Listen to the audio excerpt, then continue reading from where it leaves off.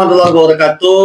Om Waalaikumsalam. Swastiastu, Namo Buddhaya, selamat berkah untuk kita semua. Rahayu, sahabat-sahabat religi dimanapun teman-teman berada. Alhamdulillah, semoga pada kesempatan kali ini diberikan kesehatan, diberikan kesempatan dan senantiasa diberikan kekuatan oleh Allah Subhanahu Wa Taala, Tuhan Yang Maha Esa, sehingga dapat beraktivitas dengan nyaman, tenang, tanpa adanya halangan suatu apapun.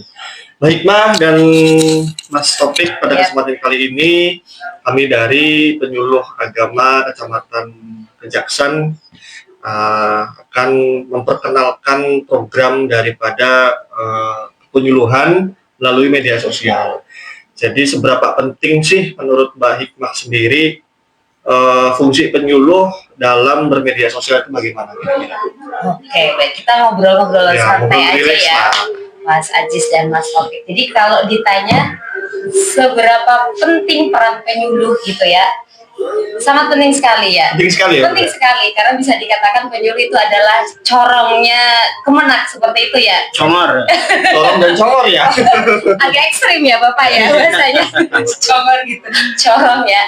Jadi apa ya, dengan pengetahuan yang kita miliki, kita bisa memberikan berbagai informasi kepada masyarakat sesuai dengan yang dibutuhkan masyarakat.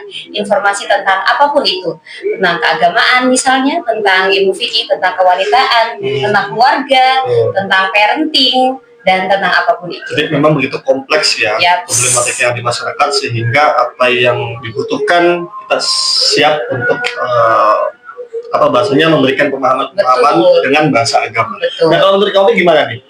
Penyuluh ya, tugas dan fungsi penyuluh ya. Ya, tugas dan fungsi penyuluh ini sebetulnya masih banyak jarang orang yang mengetahui ya di masyarakat, apalagi apa sih penyuluh Siapa agama? Sih penyuluh? Siapa sih penyuluh agama gitu ya? Kayaknya masih agak tabu gitu. Iya, soalnya kan banyak nih penyuluh bukan dari kita ya. Iya. Dari Kementerian Agama kementerian lain, misalnya kayak penyuluh pertanian, penyuluh KB dan sebagainya. Nah, sedangkan penyuluh agama itu apa sih? Padahal penyuluh agama itu di mana-mana di masyarakat tuh ada sebetulnya. Cuma tugas dan fungsinya itu sama. Istilahnya membimbing masyarakat agar berkehidupan lebih baik lah istilahnya, dan bisa membina masyarakat dalam segi keagamaan. Ya gitu. Mungkin Pak Ajis aja. Iya, saya punya cerita sedikit nih, baik Mas dan Mas Taufik. Pernah suatu saat saya ngurus berkas lagi tuh, ngurus sesuatu. Kejadiannya kan, Mbak, ini profesinya apa atau kerjanya apa? Penyuluh, Mas. Penyuluh apa? Penyuluh agama. Emang ada penyuluh agama nggak? Sampai sejauh itu masyarakat kan belum mengenal, belum tahu bahwa penyuluh agama itu ada. Iya, betul. Seperti itu. Emang penyuluh agama ada? Setahu saya cuma itu tadi, penyuluh KB, penyuluh kesehatan, penyuluh pertanian. Memang ada penyuluh agama. Jadi memang ini menjadi PR kita untuk memberikan pemahaman kepada masyarakat bahwa ya penyuluh agama itu memang ada gitu kan. Di antara beberapa tugas dan fungsinya adalah memberikan pemahaman kepada masyarakat dengan bahasa agama. Nah, tidak sedikit di masyarakat sendiri banyak problematika yang seringkali terjadi tidak dibarengi dengan edukasi ataupun pendidikan materi yang mereka miliki ya, jadi timbulnya kan persoalan-persoalan yang mungkin dapat menjadi kegaduhan di masyarakat yang itu. Apalagi Kementerian Agama punya misi besar tentang moderasi beragama, ya kan seperti itu ya. Nah, menurut Mbak Hikmah sendiri ya, yang memang sering kali muncul di masyarakat itu apalagi dengan bahasa agama itu kira-kira seperti apa? Masyarakat yang muncul permasalahan ya, sering kali muncul, sehingga program ini bisa memberikan edukasi kepada masyarakat. Oke. Nah, saat ini kebetulan saya itu sedang memberikan penyuluhan seputar ilmu fikih, khususnya fikih ibadah dan fikih wanita di masyarakat. Betul. Jadi ketika saya memberikan penyuluhan gitu seputar ilmu fikih, khususnya fikih wanita, itu ternyata banyak sekali wanita yang memiliki problematika tentang head. Jadi mereka itu bingung, darah yang saya keluarin itu darah apa gitu. Saya kok darahnya keluar terus sebulan gitu. Nah, saya harus sholat atau tidak? Nah, ini kan penting. Nah, mempelajari ilmu head itu sebetulnya wajib untuk wanita. Dan sayangnya di masyarakat banyak sekali wanita yang tidak tahu atau belum mempelajari sama sekali tentang ilmu head ini. Nah, itu adalah salah satu tugas penyuluh, mungkin khususnya untuk yang perempuan ya. Karena biasanya kalau perempuan belajar head dengan laki-laki itu malu gitu, tidak terbuka gitu, karena dianggap sebagai hal yang tabu gitu. Oleh karenanya, mangga ayo para penyuluh, sudah saatnya kita muncul gitu, sudah saatnya kita memberikan edukasi kepada masyarakat tentang hal-hal yang dibutuhkan masyarakat. Salah satu diantaranya tadi tentang fikih wanita. Nah, jangan jauh-jauh dulu deh ke fikih wanita, fikih ibadah gitu. Contohnya misalnya tentang tentang toharoh, tentang bersuci. Banyak sekali saya temukan orang yang belum sempurna dalam melakukan toharoh, dalam bersucinya.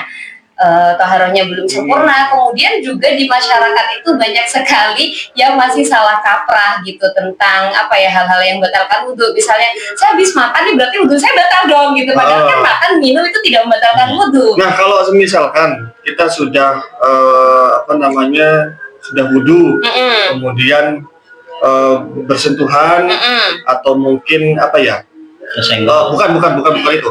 Kita sholat gitu kan, kemudian tanpa disengaja, kemudian setelah makan gitu kan ya, itu masih ada sisa makanan di dalam mulut, itu lebih baik kita keluarkan atau kita telan gitu. Dikeluarkan saja ya, bisa dikeluarkan, entah itu dengan tangan atau sebagai, atau misal diludahkan ke sebelahnya, misalnya sebelahnya tidak ada orang, jangan ditelan, karena ketika sesuatu itu tertelan gitu dan dengan sengaja, sholat kita otomatis batal. Seperti itu, Mas. Berarti sekecil apapun terkait tentang pembahasan keagamaan itu memang harus kita bahas gitu. Betul. Menurut kamu bagaimana nih yang sering kali muncul yang menjadi kebutuhan masyarakat sehingga penyuluh ini bisa diterima secara edukasi, secara keberadaan, dan bisa berpengaruh untuk masyarakat, khususnya masyarakat Kota Cirebon itu sendiri. Baiklah. Jadi kadang masyarakat tuh kurang mengetahui ya tentang apa-apa yang ada di program-program yang di pemerintahan gitu ya. Ya contohnya kayak saya menangani sertifikasi halal. Sertifikasi halal. Nah, itu kan banyak orang yang nggak tahu, penjual, pedagang, UMKM. Ketika saya datangin, Bu, udah tahu informasi sertifikasi halal. Kalau saya langsung tembak, saya buatkan sertifikasi halal, pasti dia nggak mau. Iya. Banyak kan. Bahkan nanti tanya, emang udah dapat bantuan apa gitu kan? Jadi saya tawarkan seperti itu, udah tahu informasi sertifikasi halal belum, Bu? Ternyata ibunya, oh belum, Mas. Nah, mau saya bantu, Bu. Nah, seperti itu. Baru kita edukasi. Jadi, saya edukasi tentang sertifikasi halal itu begini, syaratnya begini gitu. Nah, kebanyakan di masyarakat itu belum tahu, makanya penyuluh itu sebagai penyambung lidah pemerintah. Dan seberapa penting sih, bahwa bagi pelaku usaha itu harus tersertifikasi halal oleh Kementerian Agama, atau sekarang udah punya badan sendiri kan ya? Ya, Badan Penjaminan Produk Halal. Itu sepenting apa dan seberapa penting sih ya? Ya, sekarang di masyarakat sangat penting ya. Masalahnya produk luar itu sudah mulai beredar langsung juga, ekspor impor sudah mulai terbuka dari luar negeri, makanya umat Islam harus selektif istilahnya. Jadi dalam arti selektif itu bukan karena produknya atau bukan karena perusahaannya atau negara kita untuk mendapatkan untung, Pak Haji, akan tetapi anjuran agama kita untuk meminum dengan yang halal dan baik itu baik secara proses ya kan, baik secara zatnya ataupun perolehannya kan. Kebanyakan di masyarakat itu nggak ada yang tahu kalau apa yang dia makan itu udah baik apa benar, apa belum, kan gitu. Udah benar apa belum, caranya, prosesnya gitu. Jadi saya edukasi sekaligus menyampaikan tentang proses sertifikasi halal ini bukan untuk dirinya sendiri, tapi untuk konsumen, untuk masyarakat umat Islam juga gitu. Berarti untuk pelaku UMKM itu apakah dikenakan biaya atau tidak? Nah, ada dua skema dari pemerintah, ada yang self declare dan ada yang reguler. Ada yang reguler ya. Tergantung produknya, misalkan produknya tidak menggunakan bahan daging, ya bisa mengajukan self declare atau yang gratis. Dan kalau yang menunya banyak, restoran, rumah makan, itu bisa mengajukan ke reguler. Itu sih, Pak Haji. Berarti memang sebegitu pentingnya ya, sehingga pernah Baiklah dan Mas Upi kalau tidak salah di media beberapa waktu yang lalu itu ada tempat makan, kemudian ada pengunjung yang membuat konten di tempat makan tersebut dengan memakan kerupuk Ya. berbahan Oh, iya. babi. Iya. Nah, itu kan menjadi kontroversial tuh, Betul, sampai betul. pelaku usahanya sendiri kan dirugikan ya. Iya. Semua alat-alat, semua Harus barang-barang itu harus dimusnahkan, dimusnahkan. khawatir kan itu ya, Iya. karena videonya sudah tersebar luas, khawatir nanti malah merugikan orang banyak kan gitu. Betul. Padahal yang melakukan satu orang nih gitu. Satu orang. Berarti memang sebegitu pentingnya ya, Iya. sebegitu pentingnya ya untuk sertifikasi halal dalam bentuk makanan saja, atau memang ada Makanan, sertifikasi barang yang lain? gunaan. Jadi gini, kenapa sampo juga disertifikasi? Oh gitu. Kan apa yang kita pakai itu kan harus terhindar dari Yang najis. kita konsumsi ya, yang kita pakai Sampo, terus sabun, terus pasta cuci gigi. tangan, pasta gigi.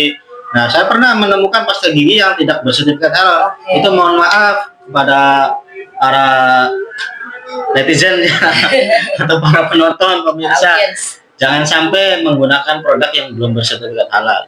Itu barangkali ada kandungan yang tidak disyariatkan, ya tidak dihalalkan oleh agama kita, tidak bisa digunakan. Nanti ibadah kita percuma, sia-sia karena membawa hal-hal yang najis sifatnya Betul atau haram.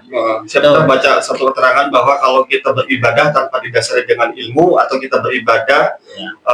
masih membawa najis, ibaratnya kita memungut apel dari perkebunan menggunakan keranjang dan itu keranjangnya bolong gitu ya. Ya. Jadi sia-sia saja gitu, tanpa didasari ilmu, tanpa didasari dengan pengetahuan, sehingga yang kita kerjakan itu ya kita sia-sia, tidak Iya. dapat apa-apa. Nah, ini Mbak Hikmah dan Mas Topik, untuk sapaan teman-teman audiens atau netizen, teman-teman online kita itu cocoknya apa ya? Kalau tagline ataupun sapaan dari Kementerian Agama secara keseluruhan itu kan sahabat religi. Iya. Atau kita punya sapaan sendiri dengan sahabat pena, atau kita nanti kasih Singkatannya apa?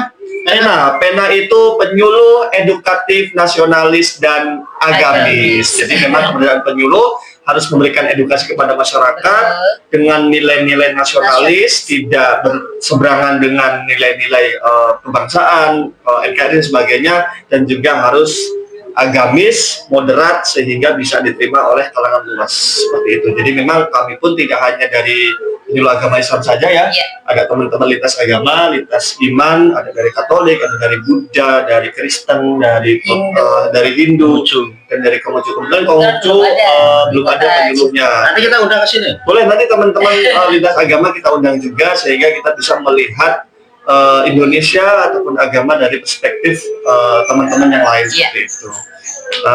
Kiranya bisa komentari ya terkait tentang sapaan, apakah lebih cocok sahabat religi atau sahabat pena, seperti itu. Nah, kebetulan kita kan ditugaskan di KUA ya. Ya. Tugaskan di KUA. Seringkali masyarakat itu ketika mendengar kata KUA ya hanya tahunya pendaftaran nikah saja, Iya. nikah dan tujuh saja. Tapi itu nanti dibahas lagi, Pak. Sabar teman-teman, nanti itu ada pembahasan Kita tunggu. lagi terkait tentang tugas dan fungsi daripada KUA. Jadi teman-teman masyarakat jangan beranggapan bahwa KUA itu hanya pelaksanaan ataupun pendaftaran nikah dan tujuh saja. Iya. Lebih daripada itu, mau curhat, mau ngobrol ya, Silakan. mau berbagi, Konsultasi. mau konsultasi, atau mungkin dari teman-teman media, dari teman-teman audiens barangkali ada, Pak saya mau curhat dong, boleh, nanti bisa datang ke sini. Di sini ada ahlinya semua, Pak. Nah, bisa ada ahli semua, ahli IT, ada ahli fikih. Bahkan gini, yang namanya fikih itu kan setiap tahun, setiap zaman itu kan berkembang ya. Jadi jangan sampai kita tekstual saja melihat satu kasus atau satu permasalahan sehingga kita tidak melihat konteks daripada permasalahan itu sendiri. Iya. Khawatir nanti malah timbulnya adalah pemahaman yang radikal. Betul. Khawatir tidak bisa diterima oleh masyarakat sehingga timbul permasalahan yang ada di masyarakat. Wah, ini kamu Hikmah nggak? Ini malah bikin gaduh ya, seperti itu ya. Iya. Penyuluh harus bisa moderat seperti tagline kita, pena program pada kesempatan kali ini yaitu penyuluh edukatif, nasionalis, dan agamis. Kiranya sekian dari kami, sekian dulu, nanti kita akan sambung terkait tentang materi-materi yang menarik kan gitu ya, tunggu saja. Dan tentunya bukan dengan kita sendiri nanti. Ya, Dengan teman-teman yang lain. Kita kenalan sama teman-teman yang lain. Ada nah ini harapan ataupun keinginan daripada program Pena ini menurut Mbak Hikmah itu bagaimana? Harapan besarnya ke depan itu bagaimana? Oke, harapan saya dengan adanya program Pena ini bisa menjadi salah satu solusi untuk keresahan masyarakat. Oh. Ya, keresahan itu kan macam-macam itu ya. Dari keresahan akan timbul kerusuhan. Jangan ya, makanya kita berikan solusi. Jadi mangga barangkali nanti ada saran-saran atau masukan tentang tema yang ingin dibahas gitu bisa disampaikan kepada kami gitu. Nanti semoga harapannya dengan adanya Pena ini kita bisa menjadi angin segar ya untuk masyarakat ya. Bisa memberikan solusi, bisa memberikan edukasi kepada masyarakat lebih banyak lagi seperti itu. Menurut yang topik gimana? Harapan besar melalui Pena ini? Harapannya semoga masyarakat tahu tentang kepenyuluhan, tentang tugas kami di KUA, tentang tugas kami di Kementerian Agama, bahwa kami tadi sudah disebutkan di depan bahwa saya congor atau corong ujung tombak ya. Kementerian Agama di masyarakat. Jadi harapannya semua bisa tahu bahwa kita tuh ada hadir di setiap lini, istilahnya di setiap masalah yang ada di masyarakat. Kita itu penyuluh sahabat masyarakat. Penyuluh sahabat masyarakat. Jadi ada kematian, pasti di situ ada penyuluh.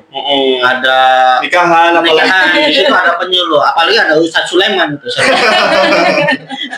Ada di masjid pasti ada para siddiq. Bapak Rasidi, spesialis ya. Nanti kita kenalan ya sama Nanti kita Sulaiman tahu dan dari Pak semua Rasidi. mereka. Karena dia itu luar biasa. Iya, ya. makanya di setiap kelurahan atau kecamatan pasti nanti akan kenal satu persatu dengan kami, dengan penyuluh yang ada di kecamatan, kota, dan kabupaten pada umumnya lah. Setiap kecamatan pasti ada penyuluh. Penyuluhnya. Nah itu saja sih Pak Ajis. Terima kasih. Ya memang ini menjadi harapan besar kami sehingga keberadaan kami di masyarakat itu bisa memberikan pemahaman keagamaan. Jangan sampai masyarakat itu mendapat pemahaman yang malah membuat kegaduhan di masyarakat.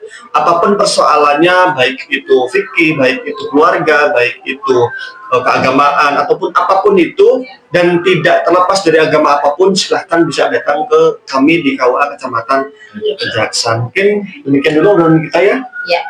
Kalau kita buka semua nanti episode kita habis nanti. Habis semua nggak ada obrolan lagi nanti.